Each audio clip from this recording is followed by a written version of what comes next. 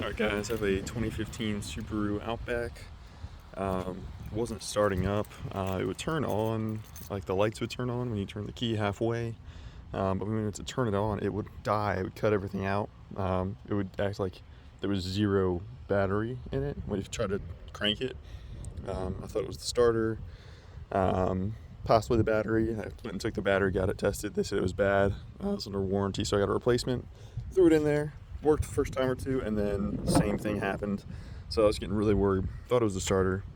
Um, and yeah, so I was looking at this brand new battery here.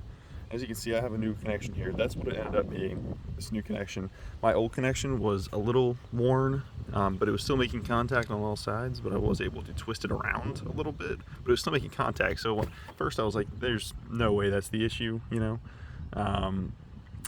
I thought it was something else. I thought it could be like the Starlink thing. I saw some things on YouTube where, you know, in the fuse box here, it was like the Starlink fuse. I think it goes right here, and it supposedly drains your battery too. So that could also be your issue potentially. Watch some YouTube videos on that if the battery thing doesn't help you out. But yeah, that's what fixed it for me. Just cost me like $5 or $10. I got it from O'Reilly's. Just took the old one off, bolted it on right here, and then you can just snap it on right there. Super easy. Could save you, a trip to the mechanic if you just throw that in there and give it a try. Spend $10 and hopefully save you, a few hundred taking it to the mechanic. So yeah, that's the tip for today. Got to make contact on all sides on that thing and keep it tight for it to work.